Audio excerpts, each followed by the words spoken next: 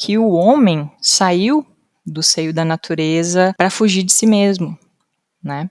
Porque não aguenta esse silêncio que a natureza tem, né? Claro, tem os seus cantos, tem os seus encantos, tem a sua beleza, mas esse silêncio, esse autoconhecimento, esse encontro, né, consigo mesmo, esse homem moderno, ele saiu, né, do seio da mãe natureza. Que forte isso, Patrícia, muito forte.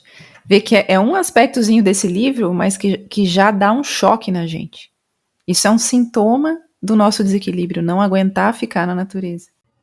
E o livro Reflexões de um Investigador, do mestre Lakshmi, ele é especialíssimo porque, como a Patrícia disse, são investigações que esse mestre fez internamente, no astral, digamos, da sociedade, do planeta, do mundo atual, e nos mostra facetas do porquê a vida está como está para todos nós na superfície do planeta. Então, agradecemos a Patrícia por nos recordar que esse livro também tem esse aspecto. Não são experiências internas, oníricas do mestre Lakshmi falando de coisas dele. É para nos ajudar a compreender por que o mundo está como está desde o seu interno. É como ele está internamente, né? Como ele é internamente, muito interessante. Que é onde está a realidade dele. Das coisas, porque exatamente. Se no físico a gente só vê os efeitos, as causas estão nos mundos internos. Exato, ver como a gente volta, né? O físico e o interno, eles se correlacionam, né? Porém, nesse livro tem muita coisa que a natureza, né, internamente revela, né, desvela. Então, imaginem, né, a natureza contaminada, os rios, isso internamente tem uma repercussão muito mais dolorosa do que a gente vê um rio, uma mata poluída, né? Inclusive, saem, né, reflexões aí do ano novo, que as pessoas vão para a praia, né, de branco, e no outro dia, como é que tá essa praia, né? O que o mar vai tragar toda essa sujeira, né? E se isso não é reflexo de uma desordem interna, das suas emoções, dos seus pensamentos, porque uma pessoa organizada e conectada com a natureza jamais poderia deixar os seus vestígios, né, para essa grande mãe. Então, e a gente falou muito de som, né? Você falou muito do som durante esse episódio, essa conversa, e você citou agora, né, essa depredação das praias, né, durante a passagem do ano, mas também isso acontece de forma absurda com os fogos de artifício, né? Que também já seria ainda muito mais agressivo, porque são ruídos estrondosos que desorganizam muito a harmonia do astral do planeta, né? Então, os animais sofrem muito, né? Os animais sofrem muito. Os animais que a gente vê e os animais que a gente não vê, né, sofrem muito. Então, isso tudo, certamente, como você está dizendo, Patrícia, nos mostra como a sociedade está por dentro, como é o astral interno de cada membro da humanidade atual, né? O coletivo sempre mostra o individual e o que tem dentro, né? Como a Laís dizia agora, né? O que tem dentro é o que vai se manifestar fora, não é o contrário, né? Não é o de fora que muda o de dentro, né? É o que a gente já tem dentro que causa e origina tudo que a gente faz coletivamente como pessoas e como sociedade. Porque a pessoa só dá o que ela tem, né? E, como diz Jung, não há segredos da alma que o comportamento não revele, né? E aí, no curso de gnose, a gente estuda também o que é a alma, né? Que também faz parte de uma dimensão e que tem esse envolvimento com o ego, né? Inclusive, nesse livro, o mestre Lakshmi faz um paralelo à alma ou o ego, e a gente entende que na verdade, a alma hoje, né, a nossa, essa subconsciência, esse ego, então está tomado a nossa vontade, a nossa lucidez, a nossa consciência, né, está tomado pela essa subconsciência, por esse ego, portanto nós temos uma desconexão muito grande com a natureza, né? E tem uma passagem desse livro que inclusive é muito dura, na verdade, né? Eu digo reflexiva, porque é uma experiência do mestre frente a uma guerra, e que as pessoas estão se literalmente, né, tirando a vida uma das outras, e internamente se vê que a pessoa que vai morrer, ou seja, a vítima, ela, antes de morrer, a sua vida interna, né, as suas células já sabem que vão morrer. E ele diz que fica assombrado com isso, e vai investigar por quê. E ali ele diz que, literalmente, a resposta não se fez esperar. Assim pude observar que a vida celular de cada pessoa, animal ou planta, tem uma intercomunicação com a vida que sustenta toda a natureza. E antes de morrer uma pessoa, animal ou planta, essa inteligência da vida já sabe. Então, vejam que a gente pode fazer uma conexão muito forte, porque, inclusive, no podcast da Era de Aquário, né, a Laís, o Marcos falava, as pessoas estão sentindo algo diferente, mas esse algo, muitas vezes, é um desespero, é uma depressão, é algo, é uma agitação que ninguém conhece, um medo que ninguém conhece exatamente, mas a gente sente, né? A pessoa sente, os animais, inclusive, sentem, e eles sentem muito antes, né? Como quando tem tsunamis, né? Eles já correm para a montanha muito antes dele acontecer, né?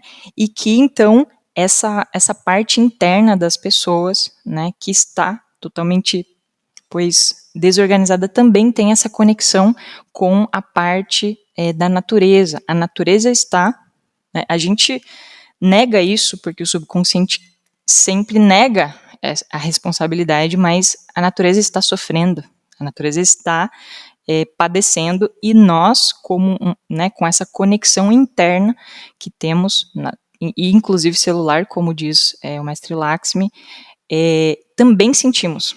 Nós sentimos isso, porque nós somos, na verdade, né, como dizem até os cientistas, né, nós somos feitos do mesmo pó, da mesma poeira, do planeta e do cosmos, inclusive.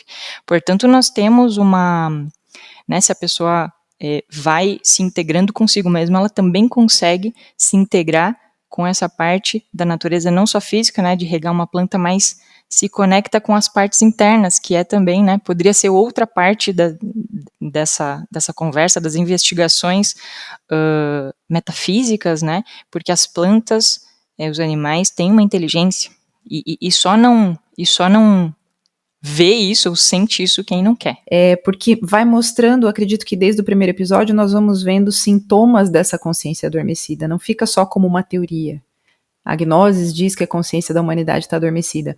Nós fomos colocando de forma didática exemplos, sintomas, e isso que você colocou, essa nossa falta de sensibilidade em relação à natureza mostra o quanto nós estamos artificializados, amortecidos pelos estímulos da sociedade e das grandes cidades, e isso simplesmente nos mostra mais uma dimensão desse adormecimento, e é um tema que eu sugiro para algum outro episódio, porque é muito interessante.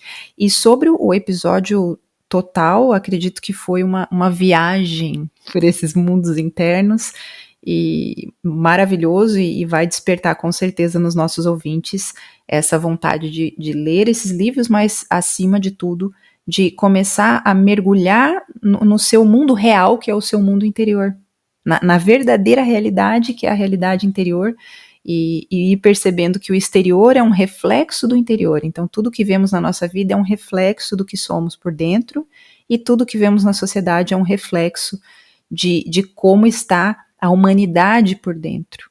E essa realidade dos mundos internos é a realidade do plano espiritual, que está acima de tudo, onde está as causas de tudo e onde está a resolução de tudo. todos os problemas que nós queiramos resolver no plano físico, na nossa vida, na sociedade, precisamos mergulhar nesses mundos internos para encontrar ali a causa do problema. Então, muito obrigada, Patrícia, foi maravilhoso. Patrícia, antes de você se despedir, eu sei que você tem aí mais uma prática para entregar, né? Hoje a gente falou de tantas práticas, né? Vamos tentar recapitular. Falamos da ativação dos chakras com os mantras, falamos do exercício retrospectivo, falamos da meditação, falamos da interpretação de símbolos, né? E eu sei que você tem uma última prática que é muito linda e que está relacionada com isso que você dizia, né? Com a inteligência, com a alma das plantas, né? Ou pelo menos de uma dessas plantas. Então, por favor, entregue essa pérola final para nós, para os nossos ouvintes, e depois já também dê suas palavras finais, que a gente está chegando na conclusão do episódio Investigações Metafísicas. Certo, Bruno, obrigada. Como a gente já disse, a gnosis é prática, né? Ela não é mais uma teoria bonita que a pessoa se encanta e pode adormecer, né? Mesmo com a gnosis, isso que é interessantíssimo, né? E a gnosis é para despertar consciência e ir comprovando, né? Essas realidades. E aí a gente para de acreditar, né? Para de ser pessoas que acreditam ou não acreditam. Então, quem está aí escutando, né, esse podcast, tá talvez lavando louça aí, varrendo a casa, anota essa fórmula, né, que é do mestre Lakshmi, que é prática de magnetização do chá de arruda para ter sonhos lúcidos. O mestre diz, faz isso e perceba o que vai acontecer, a classe de sonhos que você vai ter, né? E aí, sentar na posição de lótus é a primeira recomendação, né? Não precisa trançar as pernas, né? Só se colocar no chão, na posição de lótus, pôr as plantas dos pés descalços frente a frente, né? Como se fosse aqui os pés, um copo com cozimento de arruda, ou seja, uma folhinha bem fraquinho o chá, porque ela é excitante e irritante, né, se for muito forte. Então é uma folhinha, a pessoa ferve um pouquinho e coloca esse copo, que a gente recomenda não tenha escritos, não tenha ranhuras, né, baixo relevo, é um copo liso que a pessoa vai usar para suas práticas, inclusive, né. Então põe esse copo no meio dos pés, e evita tocar os calcanhares ou os dedos no copo. Então, é o meio do pé, né, no copo, porque tem um chakra, né, como se fosse a palma da mão, né, mas é a planta do pé. No meio do pé tem um chakra relacionado com o corpo astral. Então, a pessoa vai colocar esse copo no meio dos pés e vai se concentrar no chá de arruda. Vai se concentrar no chá de arruda por 10 minutos. 10 minutos, e o mestre fala, concentrado na água, sem estar pensando que está magnetizando a água, né? Então não é assim, a pessoa, pois tem que estar consciente, tem que estar tranquila ali. Logo bendiz a água com mística, a toma e se deita. No final, é muito simples, e vale falar que às vezes a mente quer algo mais complicado para não fazê-lo, né? Então é super simples, que a pessoa, claro, não faça isso uma noite só, né? E se não por outras noites, e que certamente, assim como a gente abre a torneira e sai água, nós vamos ter sim alguma experiência, algum sonho que, veja, uma experiência nossa, não é alguém que nos contou, isso é maravilhoso, isso pode mudar a vida de uma pessoa, uma experiência mística, uma experiência interna, né, é o mais consciente possível. E para isso, né, a gente relembra que a pessoa, pois, já organize a sua rotina para ir dormir, não quando ela já está exausta, né, senão um pouco antes, né, que ela se organize, já deixe as luzes mais fracas, o celular, com certeza, muito longe, né? Não é recomendado, inclusive, dormir com o celular dentro do quarto, tá? Porque a bateria, né, as ondas ali atrapalham, não só para o desdobramento astral, senão para a saúde, né, interna, né, do vital, e buscar esse silêncio, buscar esse relaxamento, buscar esse estado de... Bom, o mestre fala no livro que a solidão é diferente do silêncio. A solidão é uma má companhia, ele fala. Mas o silêncio é um ótimo instrutor. Então, a solidão, para fechar aqui, ele diz assim: a solidão é aquela que faz a mente reagir, minhas emoções e meu instinto reagir, que por razões muito humanas busco alguém que me faça companhia para falar o que não devo, escutar também sua história e afastando nós dois desta realidade. E cada um contando, né, coisas aleatórias e uma verdade fictícia. Então, inclusive, para as nossas experiências, né, que a gente guarde elas como uma gema preciosa, que a gente pouco a pouco aprecie o silêncio, estar sozinho, estar em silêncio, né, sem companhias do celular, que é tão fácil, né, e sem companhias internas. Isso, claro, as práticas, a meditação, a vocalização vai nos dando esse espaço de vazio, esse espaço de silêncio, esse espaço conosco mesmo, e assim a gente vai ser um investigador, né? Um investigador da nossa própria vida, dos nossos próprios mundos internos. Ver que isso, né, Marcos, Laís e Bruno, requer remar contra a maré, né? Querer muito algo que ninguém está oferecendo isso, né? É a pessoa que tem que cavar essa sua rotina, essas suas horas, essa sua quietude, para ter experiências além da matéria, além do físico, além do acordar, se alimentar, trabalhar, voltar, descansar, viajar e tudo de novo, né? Enquanto a pessoa não canse ou se conforme com essa rotina, ela não vai ter tempo nem vontade de ser um investigador, né, desses mundos internos. Muito bom, não poderia muito boa ter essa parte, viu? Concluído melhor. com maior esplendor tudo isso aqui. Marcos, encerre para nós, apesar de que ninguém quer encerrar, né? Mas encerre para nós o episódio número 4, por favor, meu amigo. Eu estou muito feliz de ter participado. Acho que o caminho do diálogo foi impressionante, porque a gente tanto falou do que é o mundo astral, a relação dele com as emoções e como a gente deturpa essas emoções. Falamos do que a gente precisa fazer para poder ativar esse mundo investigativo. E até tem um escritor psicanalista que falava que se não houvesse arte na humanidade, arte verdadeira, e a arte é uma mediadora entre o homem e Deus, a humanidade ficaria louca, perderia sua razão. Porque esses elementos simbólicos que aparecem fazem com que o homem acredite em Deus, mesmo que ele seja cético ou sem religião. E depois a gente vai descobrindo que até a própria religião usa do método simbólico para ensinar a consciência, porque é o método mais eficaz para se ensinar a consciência, são os símbolos. E as religiões usavam dos símbolos para ensinar a consciência a despertar. E muitas vezes nós rechaçamos, né? E não compreendemos que a religião, na verdade, é um método, como um livro, é um método de ensino da consciência, assim como a arte, dizia ele. Ou seja, porque senão a humanidade ela vai perdendo razão, ela não tem conexão mais com Deus, ela não tem nexo mais com os mundos superiores. Então, tudo aquilo que a gente estudou e vai vendo aqui é que a linguagem da consciência é puramente simbólica, né?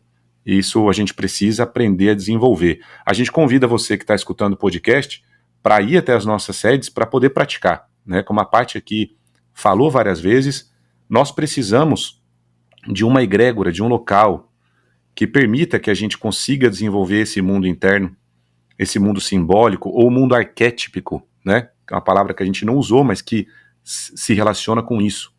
Os cursos de gnoses, eles são gratuitos, né? As sedes estão em todas as capitais do Brasil. Se você quiser saber mais, no site gnosebrasil.com/locais. e você vai ter contato de todos os instrutores voluntários que vão te ajudar a chegar até um local e você será bem recebido. Também esse episódio, como outros, estão na nossa página do podcast no Spotify. Também os cortes vão ser disponibilizados no YouTube, assim como os links dos livros que foram citados pelo nosso amigo Bruno. Então é isso, pessoal. A gente continua na busca do conhecimento nos próximos episódios. Estamos todos curiosos, empolgados e ansiosos. Vamos seguindo. Obrigado, pessoal, e até a próxima.